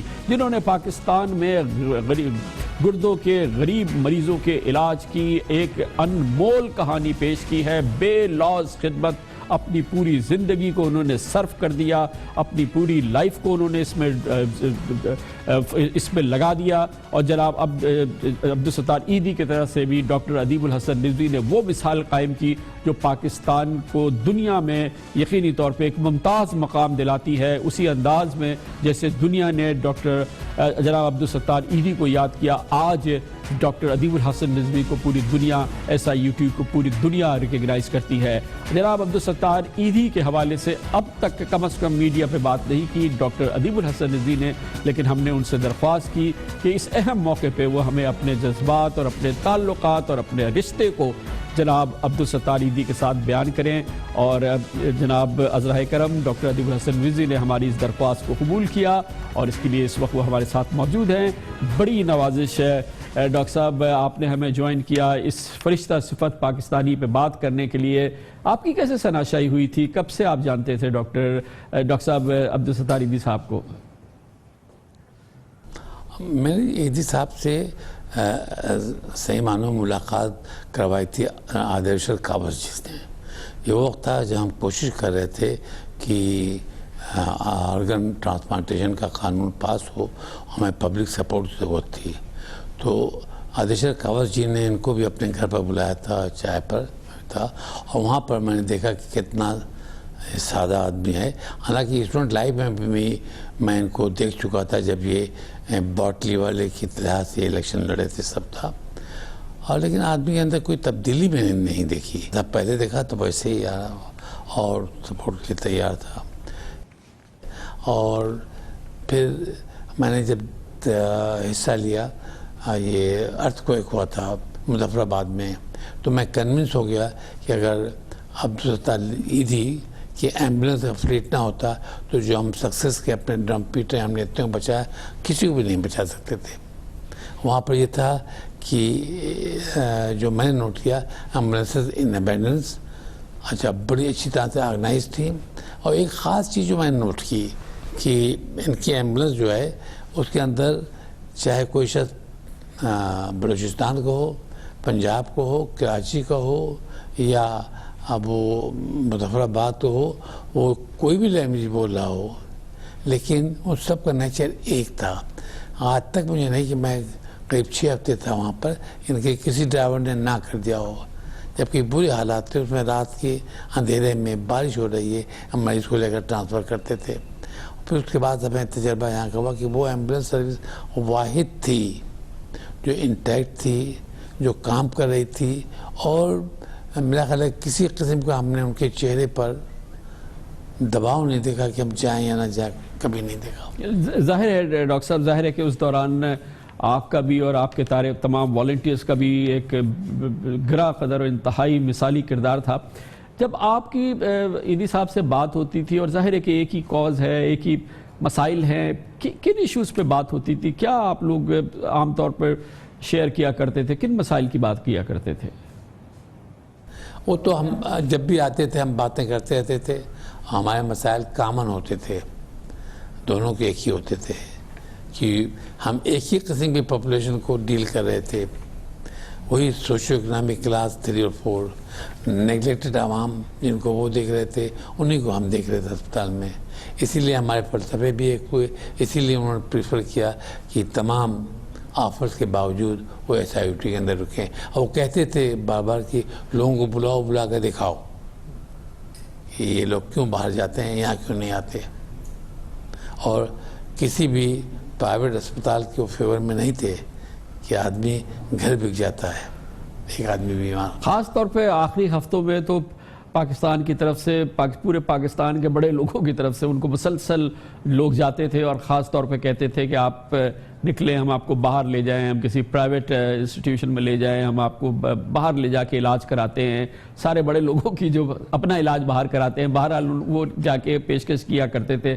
کیا رسپانس ہوتا تھا مولانا صاحب کا؟ وہ کیا کہا کرتے تھے؟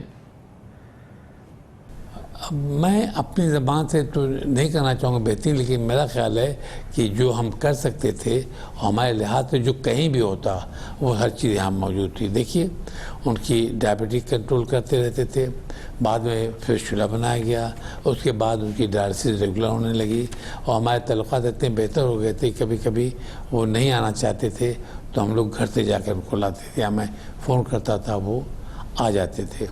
جیسے ڈالسس ہوتی تھی گھر واپس چلے جاتے تھے. تو وہ یہی کہتے تھے کہ میں اس لیے نہیں رہنا چاہتا کہ میں جس ایک پلنگ پر بیٹھ جاؤں گا کسی اور کی جگہ میں لے لوں گا. تو جب میں ٹھیک ہو گیا، ڈالسس ہو گئی، تو مجھے گھر جانے دیا کرو، دوسرے لوگ آ کرائیں گے. تو یہ اس شخص کا جذبہ تھا. اور ڈاکٹر صاحب ایک سب سے بڑی چیز یہ ہے کہ پاکستان میں تو جب انہوں نے ایمبولنس شروع کی، جب خود وہ ایمبولنس کے ڈرائیور تھے، وہ ایک ایمبولنس تھی، وہ اکیلے ڈرائیور تھے، وہ خود زخمی کو اٹھاتے تھے، خود اسٹریچر پر ڈالتے تھے، خود ڈاکٹر کے پاس لے جاتے تھے، خدا نخواستہ انتقال ہوتا تھا خود نہلاتے تھے، خود دفناتے تھے، خود کفناتے تھے. اس شخص نے جو ایمبولنس سروس شروع کی، اس ایمبولنس سروس کو دوسری ایمبولنس سروس بھی کام کر رہی ہیں، اچھی بھی ہیں، سب کچھ ہے، مگر ان کی ایمبولنس سروس کی کیا اہمیت ہے؟ دیکھیے پہلے تو میں ایمبولنس کے بارے میں کہتا رہا ہوں، وہ بہت ساری ایمبولنس کھل گئی ہیں، سب سے زیادہ اچھی امن والوں کی ایمبولنسز ہیں، اور اس کے بعد اور بھی لوگوں نے اپنی ایمبولنس کھولی. لیکن مجھے ان سروسز کے اندر وہ اسٹرینتھ نظر نہیں آتی.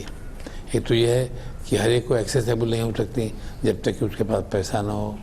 دوسرے یہ کہتے ہیں کہ تمام ملک میں ہر جہاں موجود نہیں ہیں، صرف ایک شہر تک، شہر کراچی تک محدود ہے، جہاں تک میرا بھی خیال ہے. تو ابھی اس کے ایدھی نے اپنی پوری زندگی خرچ کر دی ایک ایمبولنس سروس اسٹیبلش کرنے میں. تو اور اسٹیبلش تو صرف اس پر نہیں کیا، لیکن ہی بلیوڈ ان اٹ، انہیں پورا یقین تھا کہ یہ ہونا چاہیے. تو پورے یقین کامل کے ساتھ انہوں نے کام کیا اور ایمبولنس سروس جو ہے ڈیولپ کی، جو یہاں تک پہنچی ہے. اور اسے اور وہ کہتے تھے اس کو اور آگے بڑھانا چاہتے تھے ایئر سروس بھی انہوں نے کھولی تھی، سب کیا تھا. تو ان کا ایک یہ بات ویژنری، ان کا ایک ویژن تھا.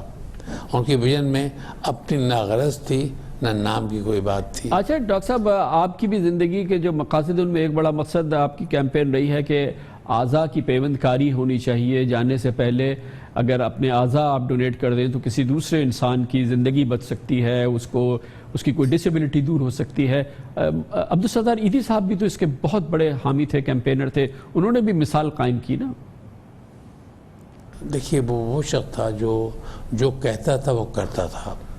مثلا انہوں نے کہا کہ میں اپنے آرگن میں ڈونیٹ کرتا ہوں اور تمہاری ذمہ داری ہے کہ میں مرنے کے بعد آرگن میں نکال لینا. لیکن اس ذمہ داری کو ان کی خاندان والوں نے اور زیادہ مضبوطی سمجھا کہ میں تو وینٹیلیٹر کے اوپر ہم لوگ بزی تھے ان کے اندر، اور ان کے بیٹے نے کہہ دیا کہ صاحب ان کی جو ہے ان کا ہارٹ بیٹ ان کی ختم ہو رہی ہے، اور جیسے ہی ختم ہو جائے تو ایک طرف تو آپ وینٹیلیٹر سے ہٹائیں گے. ہم لوگ وینٹیلیٹر سے بائی دا وے اس وقت تک نہیں ہٹاتے جب تک کہ ہارٹ خود سے اسٹاپ نہ ہو جائے. کبھی ہم نہیں ہٹاتے وینٹیلیٹر سے. سوچتے ہیں ہر ایک کا پیدائشی حق ہے کہ اگر وہ 1 منٹ بھی زندہ ہو رہ سکتا تو رہے. وینٹیلیٹر ہمارا چلتا رہتا ہے. تو جب فلائٹ فری ہونے لگی ان کے بیٹے نے، ہم لوگ بتاتے رہتے کہ کہا صاحب آپ اس کے بعد آپ کو ان کے اعضاء نکالنے ہیں. تو ایک ایسا شخص تھا جس نے صرف خود اس میں یقین نہیں رکھتا تھا، اس نے اپنی اولاد کو بھی اس میں یقین کروایا اور عملاً کر کے دکھایا. ہمیں دیکھنا ہے کہ ایدھی کے چاہنے والے تو بہت ہیں بیچارے کے، بہت لوگ باتیں کر رہے ہیں. اب دیکھیں ان کے فلسفے کو چاہنے والے کتنے ہیں، کتنے لوگ ہیں جو اپنی آنکھیں ڈونیٹ کرتے ہیں یا اپنے اعضاء ڈونیٹ کرتے ہیں. بہت بہت بہت شکریہ ڈاکٹر ادیب الحسن رضوی. کیا کہانی آخر میں بتائی ہے ڈاکٹر ادیب الحسن رضوی نے. عبدالستار ایدھی آخری سانس، آخری لمحے تک ان کا کہنا یہ تھا، ان کا حکم یہ تھا، ان کی وصیت یہ تھی کہ ان کے اعضاء نکال لیے جائے، کسی اور کو ڈونیٹ کر دیے جائے. ڈاکٹر ادیب الحسن رضوی بتا رہے ہیں کہ جس وقت ان کی آخری لمحات تھے، بالکل آخری لمحات تھے، ان کے صاحبزادے، ان کے گھر والے، وہ ان کے اصل ثبوت جو تھے وہ ڈاکٹر صاحب کے پاس اور SIUT والوں کے پاس آئے کہ دیکھیے ایدھی صاحب کی یہ خواہش ہے کہ ان کے اعضاء نکالے جائیں، ان کو ڈونیٹ کرنا ہے، تو یہ مرحلہ بھی آپ پورا کریں، اس مرحلے کو بھی آپ نے ضرور پورا کرنا ہے. اور یہ وہ پیغام تھا جو عبدالستار ایدھی آخر میں دے کے گئے. وہ اپنے اعضاء بھی پاکستانیوں کو دے گئے، وہ ڈونیٹ کر گئے. اس کی کہانی بھی آپ نے جناب ادیب الحسن رضوی کے ساتھ سنی. خبر سے بریک اور اس کے بعد ذکر کریں گے مقبوضہ کشمیر میں آزادی کی تحریک میں ایک نیا بھرپور باب آ گیا ہے، ایک نیا موڑ آیا ہے. وہ آتش فشاں جو ابل رہا تھا اب پھٹتا نظر آ رہا ہے. دلی پہ لرزہ طاری ہے. جی ہاں، بہت اس وقت امپورٹنٹ ڈیولپمنٹس ہو رہی ہے مقبوضہ کشمیر میں. تحریک آزادی کے حوالے سے وہ آپ سے شیئر کرتے ہیں چھوٹے سے وقفے کے بعد.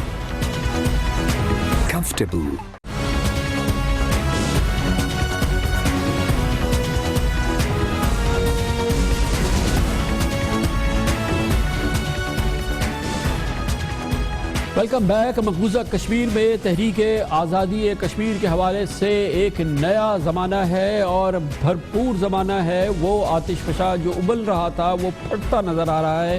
اس کی ابتدا ہوئی چند روز قبل جب بھارتی افواج نے مقبوضہ کشمیر میں نوجوان حریت پسند اور تحریک آزادی کے سب سے زبردست ہیرو بحران مظفر وانی کو شہید کر دیا.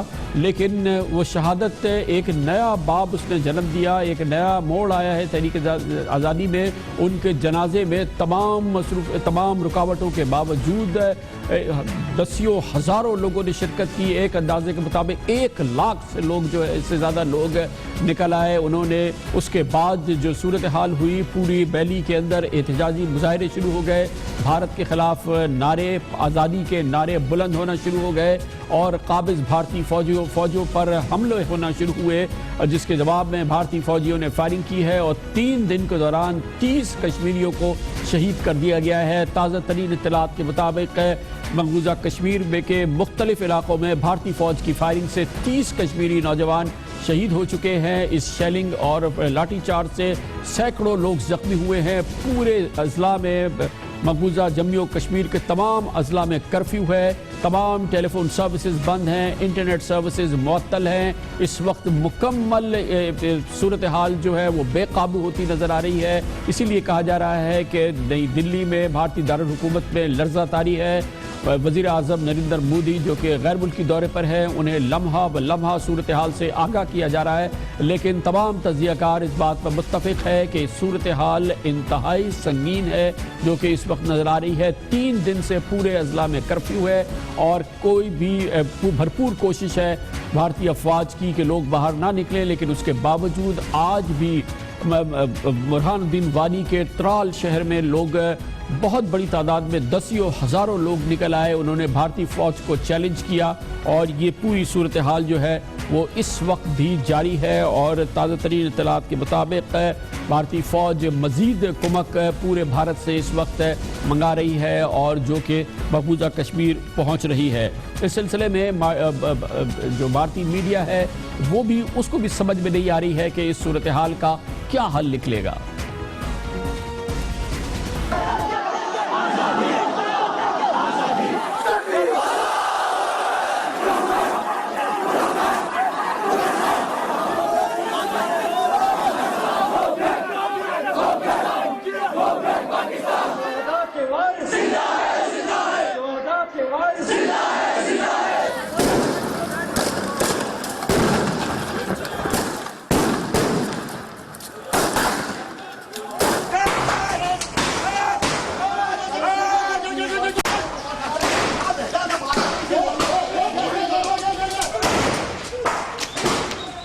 تازہ ترین صورتحال جاننے کے لیے جاتے ہیں نئی دلی، جہاں پر موجود ہیں ونیت کھارے جو کہ بی بی سی کے کورسپونڈنٹ ہے دلی میں۔ بہت بہت شکریہ کھارے جی، یہ بتائیے گا کہ کیا تازہ ترین معلومات ہے، کیا خبریں آ رہی ہیں ویلی سے آپ کے پاس؟ دیکھیے جو ابھی جو تازہ رپورٹ میرے پاس آئی ہیں اور جتنا میں نے سنا ہے کہ وائلنس کی گھٹنا، وہ جو ریٹ تھا پچھلے 2 دن میں وہ تو نہیں ہے، لیکن جو سیکیورٹی فورسز کا پریزنس ہے وہ سٹریٹس میں ہے، دکانیں بند ہیں، ٹینشن بہت زیادہ ہے۔ مرنے والوں کی تعداد ہے جو رپورٹیں آ رہی ہیں قریب 30 تک پہنچ گئی ہیں، قریب 300 لوگ گھائل ہوئے ہیں، جن سے قریب 100 جو ہیں وہ سیکیورٹی فورسز کے ہیں لوگ ہیں۔ موبائل سروسز ابھی بھی بند ہیں، جو پورا علاقہ ہے وہاں پر سیکیورٹی تعینات کر دی گئی ہے۔ جو پرشاسن ہے، اب آج ہم نے دیکھا ہے جو ہوم منسٹر ہے ان کی طرف سے بیان آیا ہے، راجناتھ سنگھ کی طرف سے، انہوں نے جو ایکس چیف منسٹر ہے عمر عبداللہ ان سے بات کی ہے، سونیا گاندھی سے بات کی ہے۔ سونیا گاندھی کے دفتر سے بیان آیا ہے کہ جو لوگوں کی کلنگز ہوئی ہیں وہ رکنی چاہیے، لیکن جو ٹیررزم ہے اس سے کڑائی سے نپٹنا ہوگا سرکار کو۔ بہت بہت شکریہ، ونیت کھارے ہمارے ساتھ تھے، اس پر تجزیہ حاصل کرتے اس کے لیے ہمیں جوائن کیا ہے ممتاز تجزیہ کار برائے دفاعی سیکیورٹی امور لیفٹیننٹ جنرل ریٹائرڈ طلعت مسعود جنرل صاحب ہمارے ساتھ موجود ہیں۔ بہت بہت شکریہ جنرل صاحب۔ یہ ایک بار پھر ایک بہت بڑا آتش فشاں سا پھٹتا نظر آ رہا ہے مقبوضہ کشمیر میں، پچھلے 3 دن کے واقعات یہ بتا رہے ہیں۔ آپ کے خیال میں پاکستانیوں کی، ریاست پاکستان کی بڑی جذباتی وابستگی ہے کشمیر کے ساتھ، کشمیر کی تحریک آزادی کے ساتھ، آپ کے خیال میں ہمارا سرکاری اور ہمارا ریاستی رد عمل اس پوری صورتحال کے حوالے سے کیا ہونا چاہیے؟ جی میرے خیال میں ہمارا جو ریاستی رد عمل ہے وہ یہ ہے کہ ہمیں اس کو کنڈیم کرنا چاہیے، جیسے ہم نے کیا ہے۔ ہم نے حکومت سے بھی، انڈین حکومت سے بھی ایک لحاظ سے پروٹیسٹ کیا ہے، ان کے ہائی کمشنر کو بلا کر پاکستان میں یہ واضح کر دیا ہے کہ پاکستان ان حالات سے بہت رنجیدہ ہے اور یہ چاہتا ہے کہ جو افواج ہیں وہاں کی سیکیورٹی فورسز وہ کشمیریوں پر ظلم نہ کریں اور ان کو اجازت دی جائے کہ وہ اپنے جو جذبات ہیں اس کو پوری طور سے بتا سکیں اور ان کے اوپر کسی قسم کا وارداتیں نہ ہوں اور ظلم نہ ہوں۔ ایک تو یہ ہے۔ دوسرا میں سمجھتا ہوں کہ اصل چیز جو ہے کہ پاکستان ایک لحاظ سے ایک بہت اچھا کردار اس وقت ادا کر رہا ہے، چونکہ اگر زیادہ بھی کردار ادا کرے تو پھر لوگ یہ کہنا شروع کرتے ہیں اور انڈینز کو یہ موقع مل جاتا ہے کہ پاکستان کی وجہ سے کشمیر میں پرابلم ہے، हालांकि इसके बिल्कुल बरक्स है। ये एक वहाँ की अंदरूनी एक किस्म से बड़ी ज़बरदस्त मूवमेंट है। ये जो तहरीक चली है ये बिल्कुल इंडिजिनस तहरीक है और इसमें इतना ज़ोर है इस वक्त, और इससे ज़ाहिर होता है कि वहाँ की जो जवान तबका है वो किस तरीक़े से और किस हद तक मायूस हो चुका है, और उनकी जो उमंगें हैं उसके बिल्कुल बरखिलाफ़ जो इंडियन हुकूमत है उसकी सिर्फ एक ही पॉलिसी है कि इन उमंगों को बिल्कुल दबा दिया जाए, इनको क्रश कर दिया जाए, और इसके लिए अफवाज और सिक्योरिटी फोर्सेस को पूरी तौर से इस्तेमाल किया जाए। जनरल साहब ये फरमाइएगा कि आज ये ताज़ा तरीन वाक़यात हैं, तारीख़ी पस मंज़र में देखें तो उस हवाले से भी देखें तो इसकी कितनी सिग्निफिकेंस आपको नज़र आ रही है जो इस वक्त अपहीवल नज़र आ रहा है, और ये कितना आपको लगता है कि ये लास्ट करेगा? मेरे तो ख्याल में ये काफ़ी बहुत ज़्यादा है निस्बतन माजी के, और एक क्रिटिकल मास सा एक किस्म का डेवलप हो रहा है। जो जब मॉब में एक क्रिटिकल मास डेवलप हो जाता है तो वो जो एक तहरीक की शक्ल इख्तियार करता है वो मेरे ख्याल में वो मुझे नज़र आ रहा है। और दूसरी बात यह है कि जब तक ये तहरीक की शक्ल में एक क्रिटिकल मास नहीं डेवलप होगा, आप देखेंगे कि बैनुल अक़वामी सतह पर जो सेंसिटिविटी होनी चाहिए वो नहीं होगी। और इंडिया तो जाहिर है उस चूँकि मसलहत की बिना पर तमाम बैनुल अक़वामी ममालिक जितने भी हैं, ख़ास तौर से अमेरिका चाहे रूस हो या बरतानिया हो, वो आप देखते हैं उसूलों पर तो बात नहीं करते। वो तो अब देखते हैं कि मसलहत क्या है कि इंडिया से ताल्लुक़ात को बेहतर किया जाए, तो वो तो अपनी आंखें बंद करते हैं। तो मैं समझता हूँ कि अगर ये तहरीक ज़ोर पकड़ेगी तो ये बहुत मुमकिन है कि इंडिया के अंदर भी एक किस्म से ये ख्याल पैदा हो कि ये जो है मामला जब तक कि इसका एक सियासी हल नहीं निकलता, मामला जो हैं ख़राब से बदतर होते चले जाएंगे। जनरल साहब बहुत बहुत शुक्रिया। जनरल मसूद हमारे साथ थे। कमर्शियल ब्रेक और उसके बाद जिक्र करेंगे साबिक बरतानवी वज़ीर आज़म टोनी ब्लेयर दीदाए इबरत निगाह बन रहे हैं, इबरत का निशान बनते नज़र आ रहे हैं। ये बात साबित हो गई है कि इराक़ की बर्बादी में जॉर्ज बुश के साथ, अमरीकी सदर बुश के साथ टोनी ब्लेयर का बराह रास्त किरदार था। तारीख़ एक नया बाब लिख रही है, इसके बारे में आपको बताते हैं कमर्शियल ब्रेक के बाद।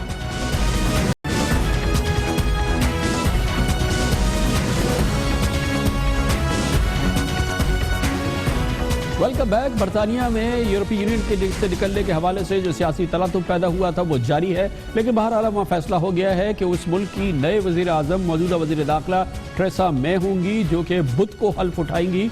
और डेविड कैमरॉन इससे पहले अपने ओहदे से इस्तीफ़ा दे चुके हैं। बरतानिया को नया वज़ीर आज़म मिलेगा जो बुध से काम करना शुरू करेगा, वो खातून थेरेसा मे होंगी। लेकिन आज हम बात कर रहे हैं एक और अहम मौजू की, और वो मौजू है जिसका ताल्लुक़ है इराक़ पर मगरबी हमले के हवाले से, जिसने इराक़ को बर्बाद कर दिया, इराक़ को मुनक़सिम कर दिया, और इराक़ बर्बादी की तस्वीर नज़र आती है। इस सिलसिले में बरतानवी हुकूमत हक़ाइक़ जानने के लिए उसने एक रिपोर्ट कमीशन की थी और इसकी सरबराही दी थी सर जॉन प्रेस्कॉट को। 7 साल से ये तहक़ीक़ात जारी थी, तफ्तीश जारी थी। अब इसका फैसला आ गया है, और इस फैसले के आने के बाद बरतानिया के साबिक वज़ीर आज़म टोनी ब्लेयर कठेरे में नज़र आते हैं। जॉन चिलकॉट की इस रिपोर्ट में, सर जॉन चिलकॉट की इस रिपोर्ट में वाज़ेह तौर पर कहा गया है कि ना शवाहिद थे ना हक़ाइक़ थे मौजूद, और ये हमला किया गया, और जिसके बाद बज़ाहिर ऐसा लगता है कि टोनी ब्लेयर निशान बन गए हैं, इबरत का निशान बन गए हैं। वो बहुत ही परेशान नज़र आते हैं। तारीख़ उनको एक स्याह बाब में लिख रही है, स्याह अल्फाज में याद कर रही है। इस नई और बहुत अहम पेशरफ पे हम बात करते हैं। इसके लिए हमें ज्वाइन किया हमारे नुमाइंदे ख़ुसूसी शाहज़ेब जिलानी हमारे साथ मौजूद है। बहुत बहुत शुक्रिया शाहज़ेब साहब। पहले तो ये बता दीजिए कि ये जॉन चिलकॉट की जो रिपोर्ट थी, इसके सीधा निकात क्या थे? जैसे आपने कहा ये रिपोर्ट आई थी पिछले हफ्ते, लेकिन हमारे लिए बड़ी अहम है क्योंकि तो पाकिस्तान में हमने देखा है कि जब कमीशन वगैरह होते हैं तो वो रिपोर्टें सामने नहीं आती। बरतानिया का अगर आप सिस्टम देखें, जैसे आपने खुद कहा 7 साल लगे सर जॉन चिलकॉट को, और जो मोटी बात उन्होंने कही है, उन्होंने कहा कि इंटेलिजेंस ख़राब थी, हुकूमत की नाकामी हुई, برطانوی فوج کی پسپائی ہوئی عراق میں.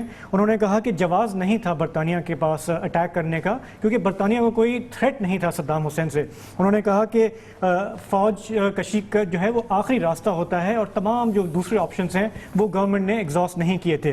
انہوں نے کہا کہ جو MI5 وغیرہ کی جو انٹیلیجنس تھی, جو کلیم تھا کہ صدام حسین 45 منٹ کے اندر بہت بڑا حملہ کر سکتے ہیں, وہ سب غلط نکلا. تو ایک طرح سے انہوں نے بہت ایک ڈیمننگ انڈائٹمنٹ دیا ہے کہ ٹونی بلیئر نے ایک طرح سے سچائی سے کام نہیں لیا, اور چونکہ وہ ایک کمٹمنٹ کر چکے تھے جارج بش کے ساتھ کہ وہ اس جنگ میں ان کا ساتھ دیں گے, اس لیے انہوں نے جس انداز سے یہ فیصلہ کیا اس پر ایک سوالیہ نشان. تو تاریخ نے فیصلہ دیا ہے ٹونی بلیئر کے خلاف ہے. ٹونی بلیئر نے کا کیا رد عمل ہے اب؟ جب یہ انکوائری سامنے آئی پچھلے ہفتے, اس کے چند ہی گھنٹوں بعد سابق وزیر اعظم ٹونی بلیئر میڈیا کے سامنے آئے. انہوں نے کہا کہ انہیں کافی افسوس ہے کہ اس جنگ میں بہت سارے لوگ مارے گئے, برطانوی فوجی مارے گئے, بہت عراقی مارے گئے. مطلب اب تک ہم جو عراق میں دیکھ رہے ہیں کافی لوگوں کا خیال ہے کہ وہ اس جنگ کا نتیجہ ہے جو ایک بیجا جنگ تھی. ٹونی بلیئر کا یہ کہنا ہے کہ انہیں افسوس بہت ہے لیکن وہ اپنے اس فیصلے پر قائم ہیں. اور انہوں نے کیا کہا, آئیے دیکھتے ہیں. The decision to go to war in Iraq and to remove Saddam Hussein from power in a coalition of over 40 countries led by the United States of America was the hardest, most momentous, most agonizing decision I took in my 10 years as British Prime Minister. For that decision today, I accept full responsibility. Without exception and without excuse. For all of this, I express more sorrow, regret, and apology than you may ever know or can believe. ہائے زود پشیماں کا پشیماں ہونا, مگر یہ تو پشیماں ہو گئے, پورا ملک تباہ ہو گیا. ان کی پارٹی لیبر پارٹی کیا سوچ رہی ہے؟ لیبر پارٹی کے اس وقت جو بیک بینچر تھے, سمجھیں کہ وہ پچھلی نشست پہ بیٹھتے تھے, جو کوربن صاحب, جیرمی کوربن, انہوں نے اس وقت بھی عراق جنگ کی مخالفت کی تھی. آج وہ لیبر پارٹی کے مین لیڈر ہیں, اپوزیشن لیڈر ہیں اس وقت برٹش پارلیمنٹ میں, اور انہوں نے اپنی پارٹی کی طرف سے آ کے معذرت کی کہ ہمارا وہ فیصلہ غلط تھا, اور اپنی پارٹی کی طرف سے انہوں نے لوگوں سے معافی مانگی کہ یہ ایک بیجا جنگ تھی اور ہمیں اس میں نہیں جانا چاہیے تھا. تو مجموعی طور پر اب یہ بات تقریباً طے ہے کہ وہ غلط فیصلہ تھا. لوگوں کا اب بھی یہ مطالبہ ہے کہ ٹونی بلیئر کو سزا ملنی چاہیے کیونکہ انہوں نے ایک بہت ہی نیگیٹو رول پلے کیا. اور اب ان کے جو نائب وزیر اعظم تھے جان پریسکاٹ, انہوں نے بھی کہا ہے کہ یہ ایک بہت غلط فیصلہ تھا. بالکل, پچھلے ایک دن میں ان کا ایک آرٹیکل سامنے آیا ہے. جان پریسکاٹ اس وقت سابق اس وقت ڈپٹی پرائم منسٹر تھے. انہوں نے یہ کہا ہے کہ میں اب اس نتیجے پہ پہنچ رہا ہوں کہ یہ جنگ غیر قانونی تھی اور ہمیں اس کا حصہ نہیں ہونا چاہیے, تو اور اس پہ وہ بہت پشیمان ہیں. بہت بہت شکریہ شاہ زیب جیلانی ہمارے ساتھ تھے. یہ وہ کہانی ہے جو کہ ابھی جس کے شاید مختلف باب باقی ہے, لیکن برطانیہ کے سابق وزیر اعظم ٹونی بلیئر کو ان کی حکومت نے, برطانیہ نے کٹہرے میں لا کھڑا کیا ہے کہ انہوں نے عراق پہ حملہ کیا دراصل صدر بش سے اپنے وعدے کے لیے, امریکہ سے اپنی وفاداری کو نبھانے کے لیے. اس کے ساتھ ہی ہمارے آج کے پروگرام کا اختتام ہوتا ہے. کل آپ سے پھر ملاقات ہوگی. کل تک کے لیے کامران خان کو اجازت. اللہ حافظ و ناصر.